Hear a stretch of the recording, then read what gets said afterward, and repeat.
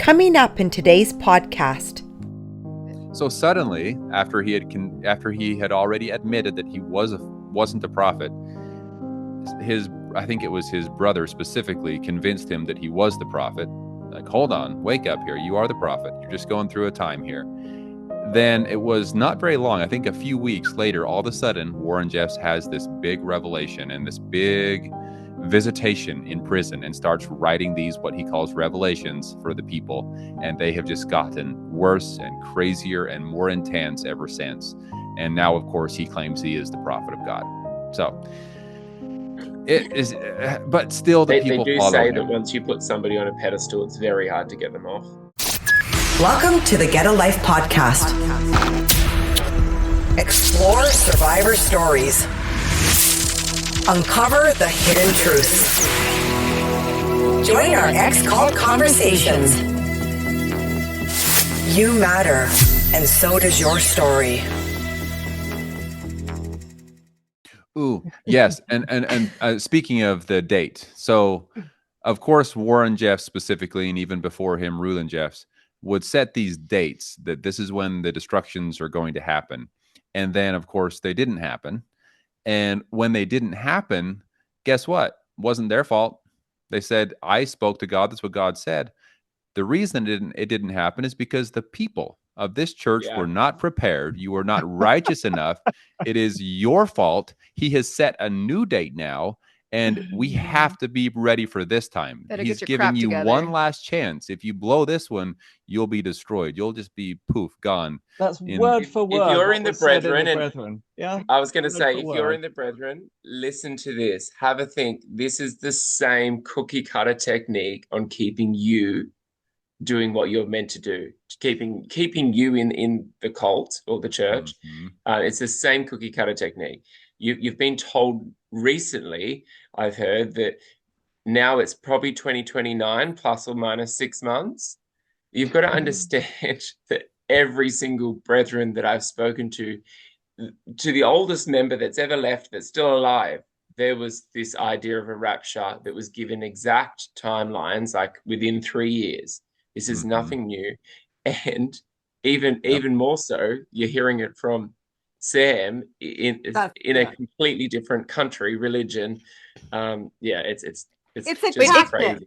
Yeah. Oh, yeah. Well, and it can't happen in 2029 because it's happening in the FLDS in 2027. So 2027 is it's you going might down. need to up your timeline a little bit because Warren Jeffs just came out with a revelation. Was it last year? The brethren have kind of about 4.5 years kind now. of switched from WhatsApp to Signal, so there might be a bit of miscommunication between man of God and prophet. But the thing that strikes me is the excuse was the same because it was in the 80s or 90s. It was either James Symington or John Hales. There was lots of noise about the rapture coming, and then of course it doesn't happen. And then either Symington or Hales says, well, the Lord would have come already. The world is ripe for judgment, but the saints are not ready for it. Which is exactly what you were saying. It's all ready to happen. You're holding up because you're not right yet. And so then you're holding up the rapture. But then if you break that down just logically, that means that you're admitting that God doesn't see the future, know what's happening coming. Because if he did, he'd know that the saints wouldn't be ready by that time, therefore change the date to a time when they were. Right. Yeah. Or why God wouldn't just do it anyway. And like, there's going to be a point. Yeah, exactly. Like, why would the timeline of your readiness, there's always going to be people who aren't ready, right? We've been told that our whole lives. Like, that's why you always have to be prepared because it could come at any time and God's not going to have it planned out perfectly, except for when he gives dates to some groups. I want to, but like, go ahead. No, just the fact that like, it's supposed to be that way. It's supposed to be this like shock and people aren't ready. And then those are going to be destroyed. Yeah. I'm waiting for the day when a prophet or a leader just actually takes some of the blame for himself and says, oh, crap. Sorry, guys. That was my bad. I wasn't quite ready. I forgot and watched the rated R movie yesterday. Sorry about that. I'll be ready next time. I promise. Oh, man. Yeah, they're like, God, sorry, mate. On that? Or in the PBCC, it's Bruce Hales being like, you know what? I had way too much Johnny Walker last night. And I'm like, I might have set us back about a couple of years. Woke up too late that morning. Sorry, guys. Well, just know if you make it through 2025 and it hasn't happened, then we can know that the FLDS isn't. And then- 2027. 2027. Yes. Sorry, 2027. Yeah. Yeah, if you miss out And on it's the not a new- 2027, move over to the Brethren and you can catch the 29. Yeah, exactly. There you go. Well, and what's funny too is like I'm pretty sure like Joseph Smith, it was supposed to happen in his time. Right. Like, you know, there was stuff that he preached about then. So it's been this, I mean, it's just this constant cycle, right? Like it was going to happen. The reason that he brought back the gospel to the earth was because he needed to prepare people to be ready for the second coming. And then when that doesn't happen, and then that doesn't happen, and then you end up with these splinter groups who are trying to get so specific, they're shooting themselves in the foot. But then you can always just whip it around on the people anyway. And It's there kind of just like comes a Cult moment. 101, right? Like where Yeah. you've got, it's cookie cutter rules, I think, for every cult, that you have an offering to escape a massive colossal event, and the only way through that to that, you know, better place is via one person, right? Right. Oh, And he's the only absolutely. one with the dates or the knowledge. One thing I'm really interested to know, for both of you, would you, and I guess more so Sam, because you were saying they were very specific about it, would you then consider the religious group or the cult a doomsday cult? Yeah, I would, just because it's always on top of the mind. In fact, as a young boy growing up, I lived most of my childhood in some type of fear. Yeah. I remember coming home from meetings. I dreaded Sundays because I would go to these meetings and it would be talk after sermon after sermon about the destructions, about the end of times coming. And it was constantly taught, just using this fear to keep us in line and keep us doing the right thing. I would go home and just be almost trembling in fear of like what, like it was just so scary. And as a young boy in a young age, that's very hard to hear. And so that's another reason that I ended up moving out. I was just sick of living in fear. Yeah. I'd say the mainstream LDS church is the creator of a lot of doomsday cults. Yeah. Yeah. And even you see like the Daybells. I don't know if you've heard of the Lori and Chad Vallow and Daybell case in the US. I don't know if you know anything about that. Right. But, you know, they were mainstream Mormons who kind of went fundamental, became doomsday preppers. All of a sudden they could tell which spirits had light and darkness in them, and they ended up murdering their own kids. Yeah. You know, like Oh, yes. there's a lot Yep. of stories of stuff like that or the LeBaron groups, or, you know, a lot of times people will say, at least within the LDS church, you hear that, oh, but look at the fruit of the tree. That's how you know if a tree is good or evil, is based on the fruit.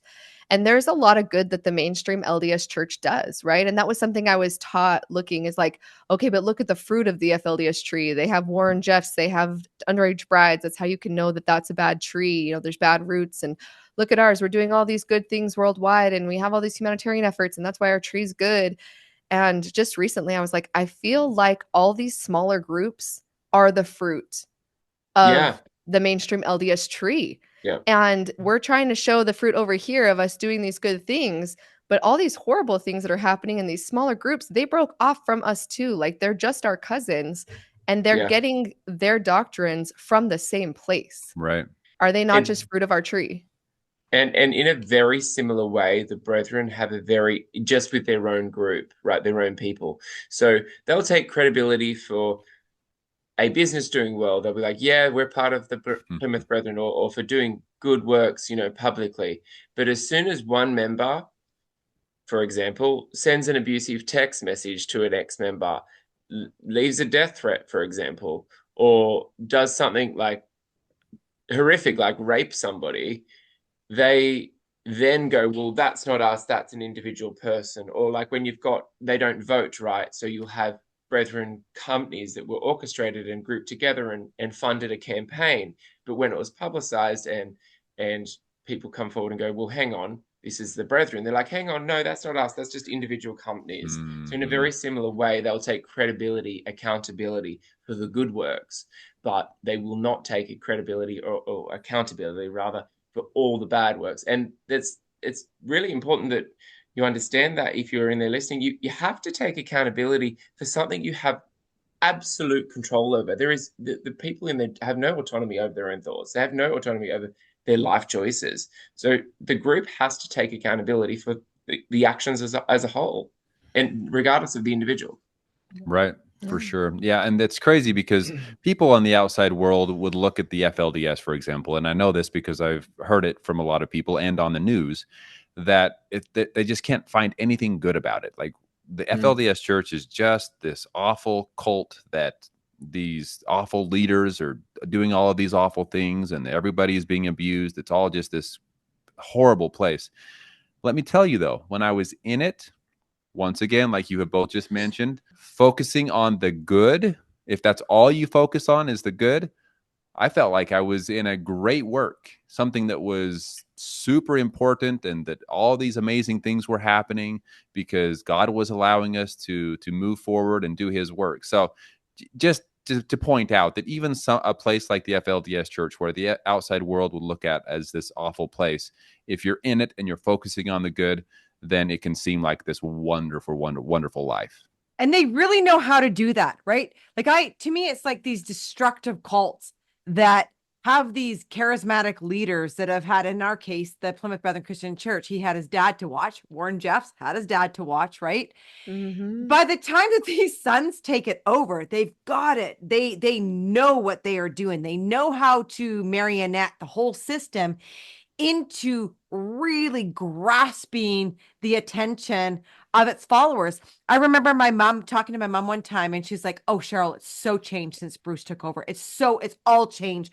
We have TVs now, we have laptops, we have this, we have that, we have," like, he literally let them go into the candy store, filled it with everything that is controlled by their Streamline 3 is what it's called. And they don't realize that they're locked inside this candy store, right? It's literally like they're allowed to go in the candy store, And then they locked they in can there, but only they buy have all the, this the candy. zero sugar stuff that tastes foul. Yeah. Like it's not. Yeah, that's the thing. I guess when you're so starved of anything really, like in terms of choice or freedom of existence, like when you're offered one little thing, you just focus on that, and you're like, oh my gosh, this is the best thing ever. And my dad said the same thing to me, Cheryl. Actually, it reminded me when I first left. I think it was about 6 months or something. I bumped into him and he said, you would love it now. It's all changed. We had a fun date. Like they have these days where they have music days, right, where brethren bands would come together and play and everyone would enjoy it. And he's like, we've had 2 of them this year. Dad, I've been to see Adele, Lady Gaga, and Coldplay all in 1 year. I'm like, what do you mean? I'm not going to come back for 2 little. It was just, and it made me, like, I jest about it, but I look back, I remember thinking about it and thinking, oh my God, that's all you lived for this year that made you think that, we're evolving, we've changed, you would love it here. And it's really sad. It's really sad because it sounded so empty and hollow almost. Right. Yeah, I think that's happening a lot in the mainstream LDS church right now. There's a lot more what's looked at as freedoms being given in dress. I just had my sister, she lives in northern Utah. And there is in Utah what's called, like, it's basically like church camps at all the universities, and it's called especially for youth. And you go for a week. I went all 4 years of high school, loved it, ate it up. But you go on these college campuses and you stay in dorm rooms, and then you go to all these religion classes, but you get to hang out with boys and you get to go to dances and all this stuff. And she called me and she's like, remember when we had to get shorts that hit all the way to our kneecap because you would get, dress code violated so fast for youth camp and this and this and this rule. And she's like, there's girls around here in booty shorts and doing this, and they're not, like, they don't have to have the same standards anymore. And while all of those things I'm grateful for that they've loosened up, like it's this weird position where you're like, I'm glad that they're less controlling over what you're allowed to wear, what you're allowed to listen to, telling you those things. Like, that's good for the next generation. And yet at the same time, it's like, okay, did God just take a turn? Like now all of a sudden it doesn't matter. And all of the girls that are my age that had to deal with all of that stuff, being told that that was going to affect our purity and that we were going to be pornography for boys if our shorts didn't hit our knee, like all of a sudden, all of the stuff that we went through just doesn't matter anymore. Like it was all for naught. I can imagine, Melissa, that would be so like conflicting and almost in a very similar way. So the brethren were never allowed to have fax machines. And I remember speaking to somebody who got kicked out for having a fax machine, and they're out. They're gone. And they went through all the trauma of everything over a bloody fax machine. And I just remember when they told me that they now have, now that the brethren have fax machines and there's no restrictions around them, you just have fax machines. The anger they felt because of the trauma they went through, for the suffering they went through over a fax machine. And I do wonder, like with, in particular, the brethren, I guess, is obviously over time they're going to have to loosen up on certain things, or whether they recruit or whatever, because they don't do that, and it's very hard to maintain a group longevity wise. And I wonder what they will change to, as the course goes on, and how people will react, because I know that it really triggered them. Like it was, and that was just a fax machine. Like, and it's very easy to say it, I guess, but when you've gone through all the trauma over something like that, and then they flip the script the next day, it can be so soul crushing. Like it just sort of invalidates everything you went through. Right. Exactly. And I was telling, when my sister was talking to me about this yesterday, because this is just a small example. There's much bigger things too that are happening within the church. But my mom, who's still LDS, I was like, it's not the changes itself. It's the fact that in like a few more years, I'm going to be gaslit that's how they never were. That's more problematic, because as things happen, and it's not the youth of this generation's fault. They're going to grow up where those rules did not apply. Right. And so everything they've ever known, like the church that they're growing up in, is just a different church than what I grew up in. And I can't blame them for that, right? Like it's not their fault that they have these freedoms that I wasn't able to have. But at the same time, they're going to go out preaching and saying, oh no, we're not in charge of what you wear. That's between you and God. When I had a specific list, and I would get, like all these things. And it's the gaslighting portion of it that I think feels so awful. And then there are people within the mainstream LDS church too, that, like you're saying, got actually kicked out. There's a guy, his last name is Young, but he fought so hard so that children, he said, children should not be in one-on-one interviews with bishop, middle-aged men, alone. He should not be able to do worthiness interviews. There's questions that shouldn't be allowed to be asked to children. And he fought for that so hard that the church excommunicated him for that. And then a few years later, the church comes out, oh, we've had wonderful inspiration that children shouldn't be alone in these interviews and parents can be with your children. And aren't we so wonderful for deciding this as an organization? Isn't this so wonderful? Most members hadn't heard about Brother Young that had been fighting for that for years. All they see is, look at how amazing our church is. Look at how great, how awesome is it that we have the foresight to do this so that children can be safer. And look how bad he is for fighting against the church. And that's why he was he's kicked still out. excommunicated. And that's why he got kicked out. We had that in the Brethren, where someone was pushing for, like, why can't we have computers and so on. He got kicked out for it. And then suddenly, okay, yeah, it's all fine to have computers. And then of the guy who was, had pushed for them early, it was said, well, he went ahead of the Lord. Yeah, so, that's what they use. Wow. That was what you can't go ahead of the Lord. So they probably give it some time and say, oh, that's a great idea. You're out of here. You can't have the ideas. I need the ideas. And then wait a couple of years and then say, aha, now's the time. Yeah, I agree. I mean, I just kind of got this mental image of some serious elder in the LDS getting the call from God about the booty short regulation has changed. Right? Like, who gets that? Like, oh, all of a sudden they approve now. Yeah. Oh my word. And something like that. That's just a silly one too. That there were ever rules, and then to change the rules and say that doesn't matter.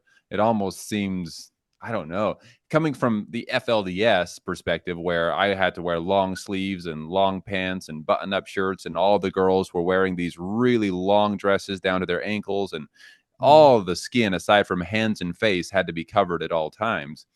So to me, the mainstream LDS church, they were, whoa, too much Worldly. skin. This He is could crazy. see my kneecaps when we were dating, so he Right. was like, "Whew, okay." I'll tell you what, the first time I Is wore a that what pair of female shorts, kneecaps look like? Yeah, Yeah. exactly. I didn't realize Exactly. women had knees. Wow. we were never allowed to see them. So yeah, it was interesting. They So, just have but little anyway, wheels. exactly. Yeah. So, but to see the church making changes like that, for me, because of where I came from, it almost seems inappropriate that they're allowing such short shorts now. Well, you But almost have to respect the consistency if in the of the FLDS, FLDS. right? Like, Well, that's not true. not that I respect what they do and the way that they have to dress, but like the respect the consistency of, if this is how God is and God is never changing, and we choose to not change, there is that element of like, at least you're sticking to your guns. At least you have something that you're standing for. Even if I disagree with it, I can be like, at least you're saying God doesn't change. Right. I mean, it's shit, but at least it's consistently shit. Exactly. Well, exactly. But then you look at these groups that aren't willing to change with society, and they're the ones that are being dissolved. The FLDS church is not going to last forever because they're not willing to go along with times. So it's no wonder that these mainstream or bigger churches are willing to make changes in order to survive. Yeah. Which is such an interesting point you make, Sam, because I'm very intrigued as to how, we're going to see these changes happen in the next 10 years. I mean, the current leader, he's, I think, 71, and his dad died at 79. So realistically, in the next 10 years, we probably will see another ascension, and which is an interesting point, because we've had father-son ascensions before, but we've never had a third generation family member. And I think, in particular, it was Bruce Hales' sons that changed the technology thing, that really, sat down with their father and said, hey, we need phones, we need laptops, we need computers. And that's where that change came about. So they're a bit more radical, I guess you could say, in terms of, it clearly shows they're a bit more about money. And it makes me wonder, will they, then recruit, or will then they move to a bit more like the style of church you came from, Melissa, where it's a bigger mass scale and the rules kind of bend and change. Yeah, they have to survive, for sure. Yeah. I want to go back to Warren Jeffs. So, I mean, a lot of people that watch our podcast are insiders. They have like literally no clue about the documentary Creep Suite, Pray and Obey. Yeah. If they do, because most of them have Netflix now, please go and watch that documentary. Watch that. Definitely go and watch that. I'll do a little blurb. I'll put up a picture here of what it looks like. Definitely go and watch that, because it gives you the big picture of really what life was like inside that FLDS. But I've never spoken to someone from the FLDS. So what was your take on that documentary? And I guess one of the biggest questions I got is, how does Warren influence? How does he still have his following from jail? How does he keep that control? And I mean, if Bruce is watching this, which he watches them, you might want to pick up a few pointers here. I This is think how too, it's done. just in case you haven't watched it and you're listening to this as a podcast, to give you some background, there's a really important scene. Well, it shook me watching that documentary, where Warren Jeffs is in prison for essentially raping a 12-year-old or something, I think it was. And you see him behind the prison glass, and then you see all the members sort of file in and take up the chairs. And I think it's like men and then women, in a very similar way that the brethren sit, men and then women, and then they're there with their notepads taking orders from a convicted rapist as to the rest of the church. And in that moment, I was like, that would be my parents. They would be sitting there. It would be an honor to speak to the man of God behind prison bars, regardless of what the devil has said he has done, and take orders. And I just to give you some background as to that, if you're listening and haven't watched it. But I'm so interested to hear your point of view on that documentary, Sam.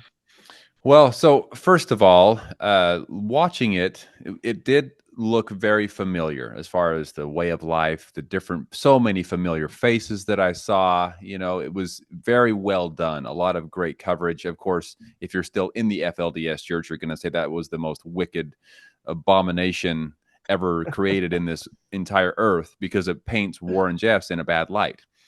My next point, based on my experience in the FLDS Church, I had no idea that the majority of the things shown in this documentary were happening. Because as a member in the church, you are it's crazy how little you know about the dealings of the leaders of the church.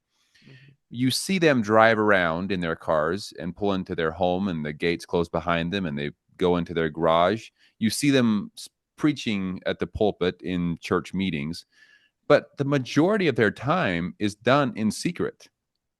I had no idea the things that were being done behind closed doors in Warren Jeff's home. So some of the stuff shook me as well.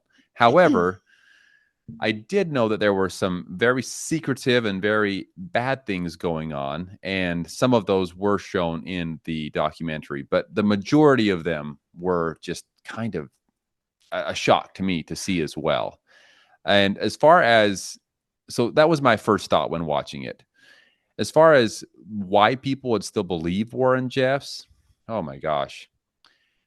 Well, kind of like you said, he has convinced them at this point that he is a man of God and that could do no wrong. So even though he's put into prison from Satan and the workers for Satan, as they would say, he is still doing God's work. He never did anything wrong. It is just the government falsely imprisoning and putting him in prison. And that even if he did have any kind of sexual intercourse with a 14-year-old girl, even if that was proven, which they don't think it was, but they would still say that it was commanded by God. The only reason he did it is because God required it of him to pass a test or something like that. So they'll use all kinds of different ways to justify what he does and just say that it is because that's what God wanted him to do. So it's not even surprising to me to see so many people continue to follow him. I recently spoke with an active member of the FLDS Church that still believes Warren Jeffs is a prophet of God. I'm not going to say names to get anyone in trouble, but it was kind of an accident that I ran into them and had this opportunity to speak with them. And they, to this day, don't believe anything that the news says he did. They believe that he is a perfect man of God that is only in prison to pass a test. He's in prison because so many other prophets have been put in prison as well because they were just doing what God wanted them to do, and the world didn't like them for that. I mean, they would even look at him like Jesus in some ways, that he is being persecuted and not crucified, but in the same sense that it's because of the teachings of God the world hated him. And she still doesn't believe that he did these things, and that he will eventually, they believe, that he will break free, that he will walk free from the prison walls, will break down before him, and he will be able to come out and lead his people when God decides that that's the time for that to happen. Kind of like Paul and Silas, I guess, the whole prison, they were put in prison, and they used to refer to that like being in chains, and it's very interesting similarities. Right. Yeah, but when he dies there, he's going to be considered a martyr, the same as Joseph Smith. Yeah. Mm-hmm. So Joseph Smith was apostles, imprisoned, and I mean, there, like you said, there's many examples in the Bible as well. But more specifically, Joseph Smith being imprisoned, and if he's killed while he's in prison, then he's a martyr, and that just proves even more his faithfulness in that he is doing what he's supposed to be doing for God. One thing I did want to mention too is there's such a lack of information for the FLDS people. And so even when Sam was living out there, they're not allowed to have any internet. They're not allowed to have internet on their cell phones. So while things were happening in real time of like Warren Jeffs running from the law, a lot of them, they knew he was running from the law. They didn't even know what he was running from. And I remember when we were watching Keep Sweet, Pray and Obey, like us pausing, and Sam was like, all the pictures they had of Warren like at Disney World or Disneyland, whatever, Or just wearing or just wearing t-shirts. t-shirts and stuff, he stopped and you could tell he was shook. He was like, I had no idea. I was told that he was running from the law and he was building Zion, which the members had no idea where Zion was, that it even was in Texas. They had no clue. People would disappear in the middle of the night. And when they would come back, they weren't allowed to say anything to anybody else that wasn't worthy of Zion, wasn't allowed to know. So there's such a lack of information that the average member, or like Sam's family, that's just living their life, reading the Bible, reading the Book of Mormon, doing what they're told, trying to live good lives, trying to do what the prophet wants them to do. Like they're living normal within their society, just normal lives, not realizing that there were such young brides either. That's something that a lot of people leave, and especially older men leave, and they're like, we didn't even know. Because if you weren't a man who got the young bride, and you weren't within Warren's immediate circle, there were plenty of people who didn't even know that there were underage brides, or knew that they were, some were younger, but like not 12-year-olds. Like there's a whole information disconnect with what people knew. And Warren did that on purpose, I think. Yeah. So many of the things he did in secret. I mean, he ended up with about 80 wives. And the majority of those wives were married to him in secret by his, quote unquote, power of God. So it wasn't obviously nothing legal, but they would go hide out in a home or hide out in a hotel, and the girl would be dropped off and he would marry himself to her. And it was all this supposed sacred, secretive things that, as a member at the time, thank God I was never a part of it in real life. But at the time, living out there, I felt so bad that I wasn't a part of the things going on, that I wasn't going to Texas, that I wasn't more in the loop with those surrounding Warren Jeffs, because I even had some of my own siblings that suddenly disappeared for a few days. And then all of a sudden, everything that they were saying was kind of whispered. And there was just, everything was just a big secret. And I felt so out of the loop and so unworthy that I wasn't in the loop. And now looking back, obviously, I see the things that were shown there in Keep Sweet, Pray, and Obey, which, by the way, just from an insider's perspective, even though I wasn't familiar with everything going on at the time, I believe everything they show was done. I don't think it was a show put out there to lie about the FLDS. I do believe that the show is accurate for the most part, at least. So, but yes, it's very hard to watch, especially being there during the time that most of this happened. But once again, not surprising at all that people are still believing in and following Warren Jeffs. Mm-hmm. It's very, very similar to the Brethren in that sense, I guess, isn't it? Like in the way that information is withheld and then the access to. And then what really actually just struck me when you were saying, Sam, which I can so relate to in so many ways, is the sense of missing out or not being a part of. And I think for most of my life, I felt a lot like that until you had some sort of connection or that gives you a sense of identity or worthiness to, in the same way with the leadership or the structure of the Brethren. Like you have the Hales family, and you have the Hales sort of relations, and then you have the close network of friends around. And if at any point at all you can be a part of or be in the presence of, it automatically gives you some sort of sense of superiority or being part of the group or the know.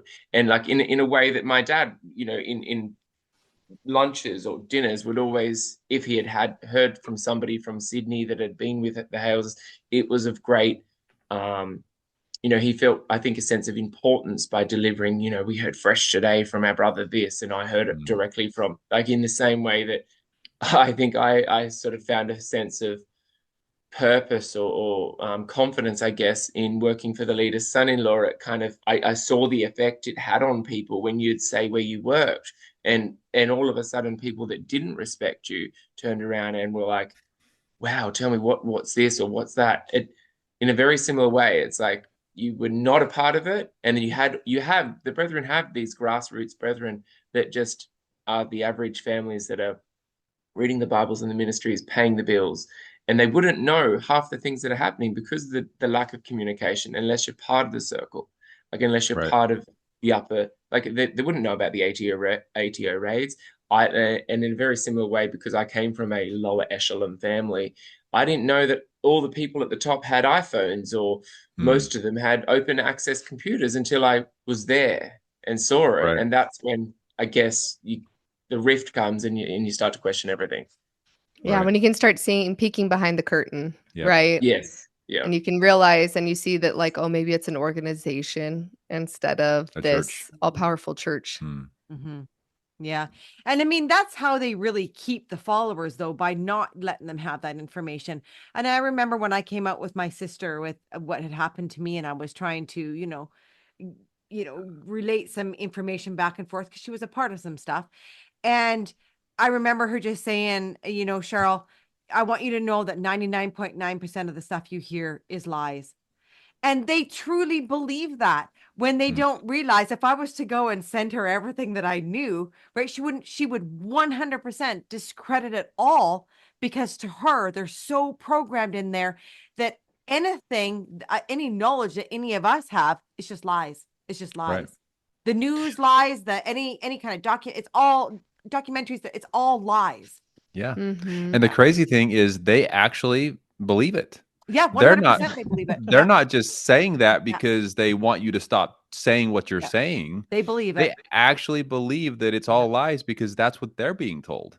Exactly. I mean, in Bruce Hale's ministry, there's actually an index. It's like a 4-volume index, subject index of his ministry. So you can look up any subject, and it actually gives a whole series of little kind of 2-sentence quotes of what he said on that subject.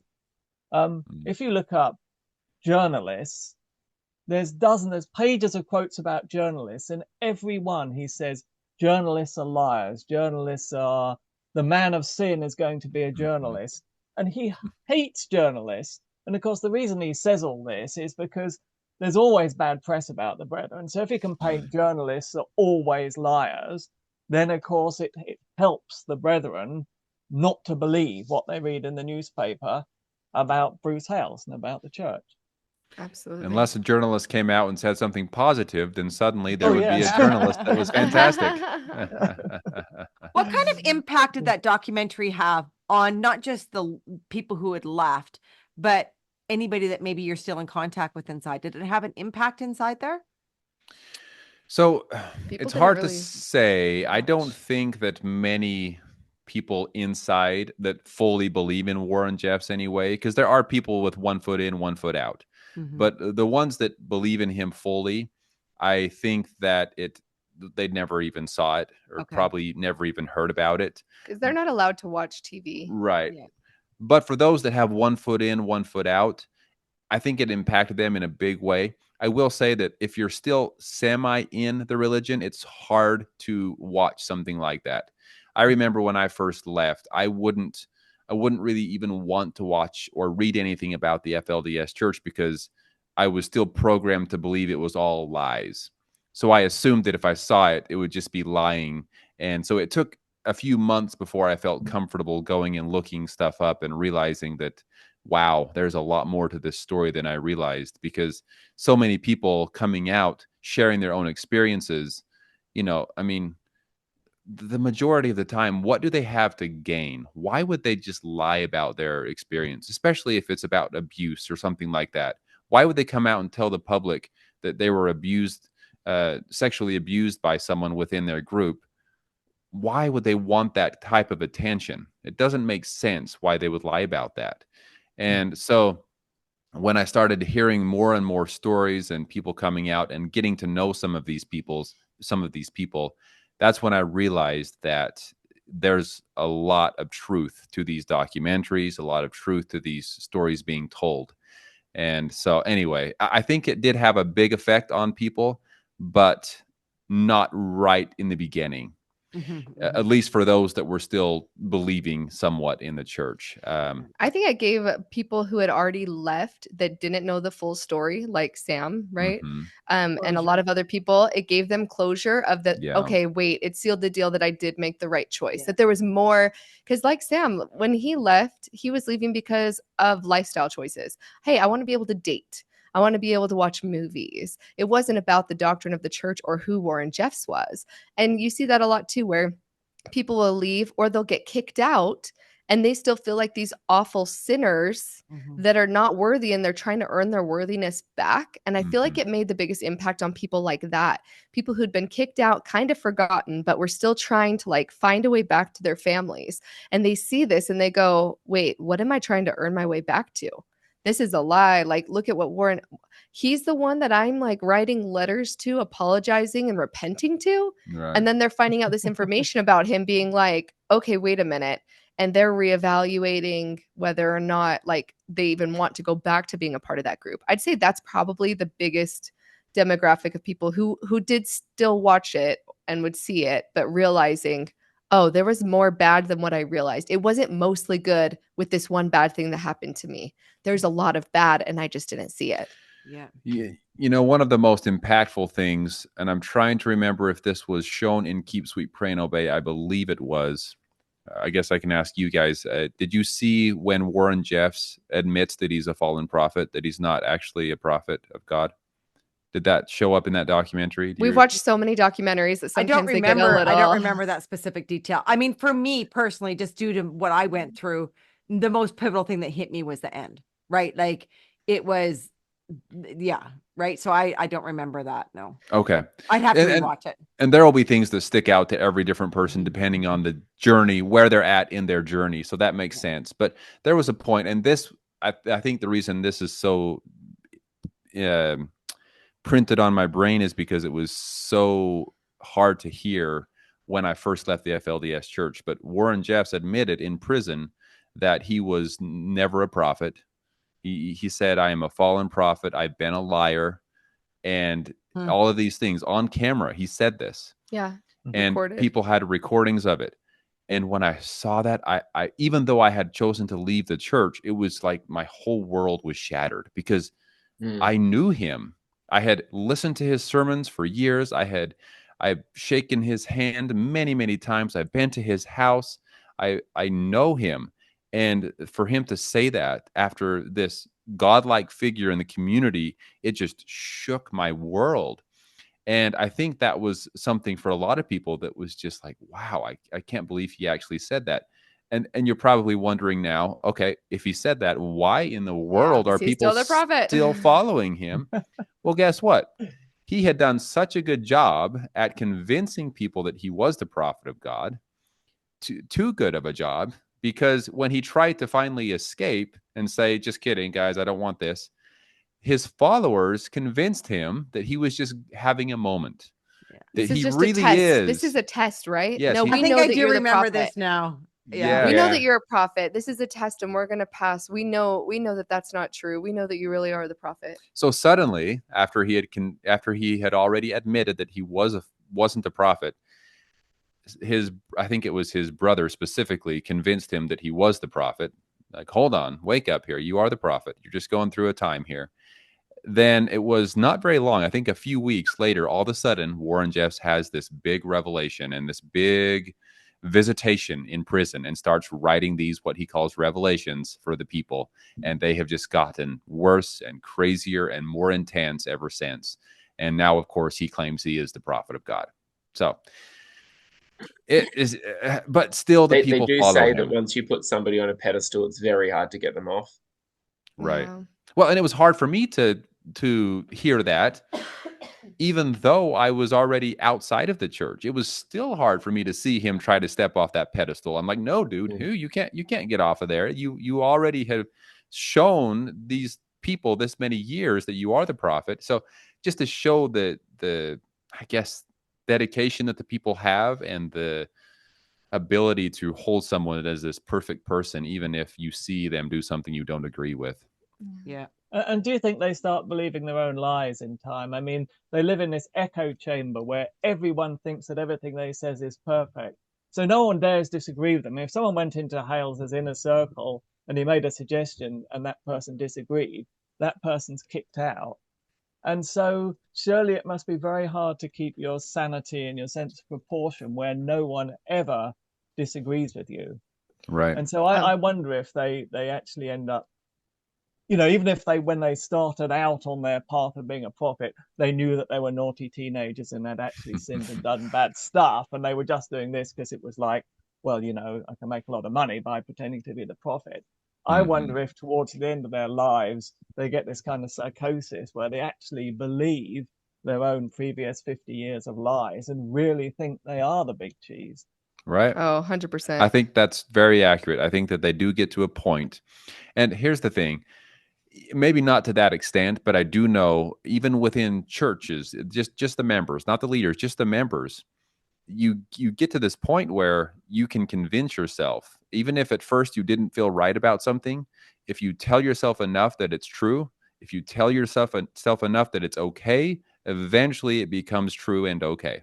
Yeah. Well, and why would That's you very want to true. have all of Yeah. your life's work and something that you've dedicated your whole life to admit that it's wrong, and then what was your life for, when it's an all encompassing type of religion, right? Like there's times where people will ask, oh, Sam, your father, do you think he'd ever leave? He was like 84 years old right now. What would actually be the point at this Yeah. point Yeah. for him to have his whole life's work and everything, all the sacrifices? He's had his wives taken away. He's had children become apostates. He's gone through so much. And what he has left is still his faith.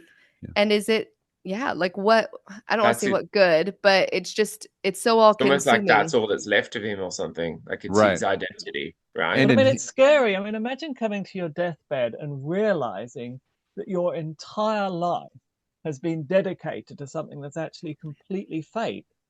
So one of the last questions I have that I know will want to be answered is, what was the abuse like inside either the LDS or the FLDS?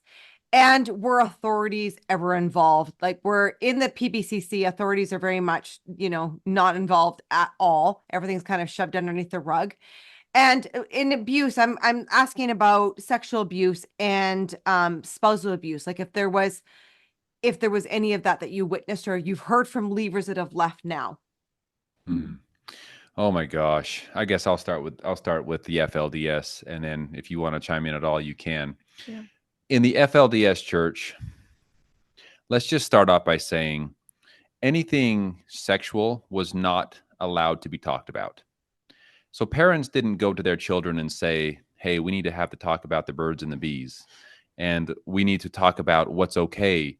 If a man treats you this way, it's okay. If he does this, it's not okay. If, things you need to look out for, red flags, those kinds of things were never, ever talked about in the FLDS church. And there's no such thing as consent really either. Exactly. You don't even get to pick who you get married to, let alone what you're allowed to consent to. Because all of the marriages are arranged. And the first time they hear about, in a lot of cases, the first time they even know what sex is after getting married. And at that point, the one person that dictates if it's how to do it, how it's supposed to be done, is the husband. And that's the only experience they've ever known. So I say all this because even if abuse is happening in a lot of cases, they wouldn't know that it was abuse, because that's all they have been taught. That's all they know is what's being done to them in that moment. So therefore, it must be okay. So I want to start off by just saying that, because abuse, whether they would say it's abuse or not, it's up to their individual experiences. Yeah. Now, people that have left, yes, they're unfortunately by Warren Jeffs himself, and then also people that he would force together, close cousins in some cases, that they felt very uncomfortable because they were raised around each other. They knew about each other. And they knew that they knew this other person, and in some cases didn't like this cousin. But Warren Jeffs would force them to get married. And then it was just this awful, awkward situation. There are stories out there from, forgetting her name right now. Alyssa Wall. She was a big name in the Keep Sweet, Pray and Obey documentary. She shares her story about having to get married to her cousin, forced by Warren Jeffs, this cousin that she did not like and that she knew when she was 14. And she was only 14 years old. And she knew that he was not a very kind person. And so then, of course, after she was forced to marry him, then he abused her against her will. And, well, of course, against her will, it was abuse. But so these kinds of things did happen a lot. Thankfully, in my own family, I did not see that kind of thing. I had a father that, yes, he was the one in charge. And yes, everyone was supposed to just obey him no matter what. But I didn't see him, especially physically, abusing his wives or my mother ever. I never, ever saw that in my own home. And then as far as verbally abusing, that's a tough one, because it depends on who you ask and which religion you belong to, whether or not you're going to believe or think that it's a verbal abuse or not. So in my personal experience, I did not witness any sexual abuse, but I do know that it did happen. And were authorities ever called? Like, were police ever involved or no? In the FLDS Church, at least at the time that I lived there, the authorities or the police were also being controlled by Warren Jeffs, and they were members of the FLDS Church. How convenient, am I right? But not only that, the women didn't feel that they had any right to voice concerns because of the way they were raised to just follow the man and let him be in charge. And in some very small cases, or very few cases, when any woman did try to stand up, like Elisa Wall, she was very harshly rebuked by Warren Jeffs. Like, how dare you question my authority? How dare you question your husband's authority? So they were so afraid to stand up. Even if they did try, call 911. Guess what? FLDS police officers at your door and doing what Warren Jeffs wants him to do anyway. Yeah, exactly. Well, and for wives, we've been given, like, I have the pamphlets and the worksheets that the young girls would have to prepare to be the wives. Like, they would have classes, right, that these young girls would go to on how to be a wife and mother. And I have a lot of those pamphlets and booklets that they were being taught from in their textbooks. And it specifically says that basically they make the women the scapegoat in the community. So it's the woman's job to raise her children in righteousness. It is, so if any of her children leave, those sins will be on her head for eternity. It is her job to make sure that she supports her husband in his priesthood. And I remember reading one verse that was like, and if your husband is not being worthy of his priesthood, you need to lightly correct him or ask him privately and never embarrass him, like, in front of other people, or try to bring it up to other priesthood leaders or the prophet, because that would disgrace your husband's priesthood if it got brought up to other priesthood. So basically there is no way for you to, like, report it without saying, like, some kind of dishonor to your husband or his priesthood. Because if you tried to tell the prophet, well, you're telling on your husband, and that's dishonoring his priesthood. But if he is dishonoring his priesthood anyway, then that's your responsibility to somehow correct him. But don't correct him. Yeah. So there's no way for the women to win in this case, because no matter what happens to them, and like Sam said, the women who did try to say, hey, my husband's abusive, rarely got the time of day. I think I've only heard, one or two stories of where, like, a woman was just super resilient and going back, okay, hey, he's abusive, like physically abusive, like beating her children and like breaking bones, and was going to the prophet like every day for months and months and months, and finally was able to have him like removed from her being her husband. But we're talking like horrible, like breaking legs type of abuse there to make that actually happen. And so it's just not a thing there. The reason that documentary is called Keep Sweet, Pray and Obey is because the words keep sweet is what everybody in the community, but particularly the women, were constantly told to keep sweet. You keep a smile on your face. And like I said, these pamphlets of what these girls are being taught, it's all about pure obedience to your husband, pure obedience to the prophet, and you keep a smile on your face, and you make sure you don't complain, and you don't speak up, and you don't say anything against the priesthood, period. Well, the phrase "keep sweet" was looked at as a very positive thing when I was in the community, as, oh yeah, we're just here doing God's work and we'll have trials and hard times, but if we can prove that we're going to remain faithful and happy no matter what. And that's something to add on as well, is the phrase wasn't just "keep sweet." Reuland Jeffs, Warren's father, started this phrase, and the whole phrase was "keep sweet no matter what." So that was the full phrase, and meaning, yes, just listen to the leaders, obey the leaders, be happy about it, shut up. Yeah. Would be the way to. And if you're like, just thinking about what you were saying before, Melissa, if you're a woman listening to this from the brethren, like, yes, it's not all spelt out like this, and there's no pamphlets, there's no, written out guidelines on how to act, but it's exactly the same. Yeah. You are the same person. You don't have a voice. I've heard of one divorce in the brethren, and that's because of the horrific abuse that she was going through. And I guess that the only other alternative was for her to leave, and they didn't want that. They didn't want it out. So it's very, very similar.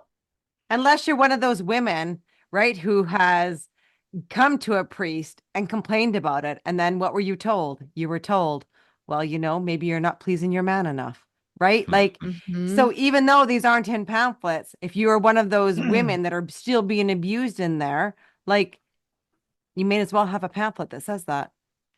Well, and just something that, I mean, for your viewers or just women out there in general, anybody that's listening, like Sam had mentioned before, it's hard sometimes for women who aren't taught what abuse is.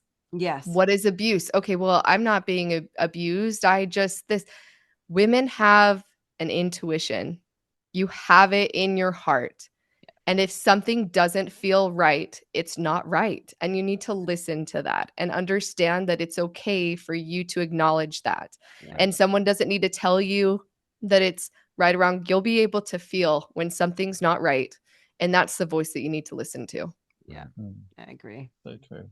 Wow. So is there anything that you would like to say to anyone with 1 foot in, 1 foot out in a high demand religious group? Oh man. Well, go ahead. You go ahead. Okay. I would just say that remember that no matter what you've been told, there is happiness and joy in the outside of the little bit that you know about the big world.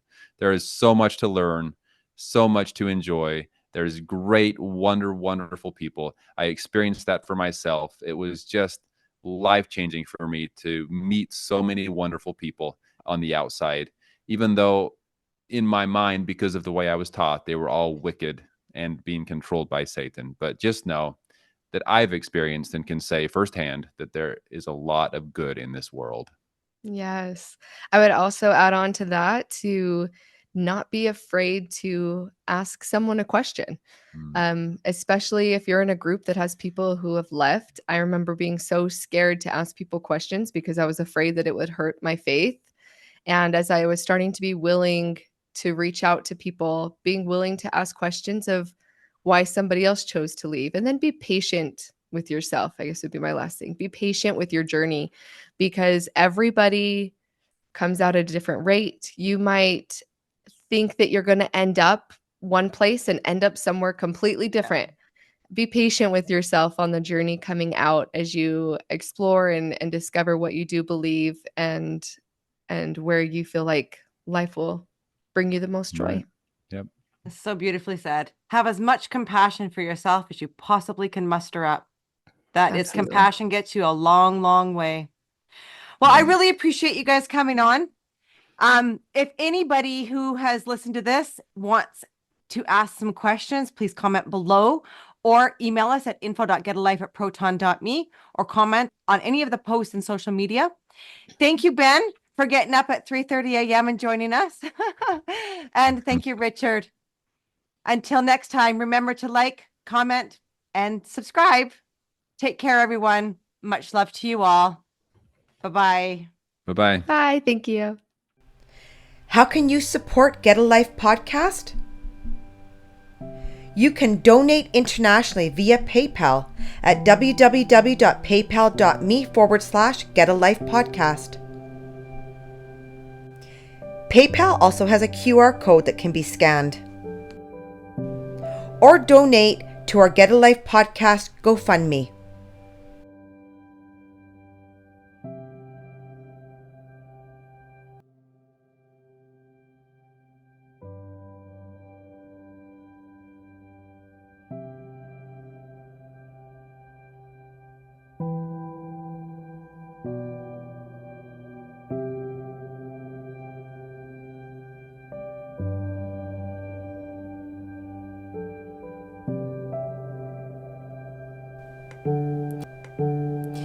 If you're in a high-demand religious group and need help, please go to oliveleaf.network.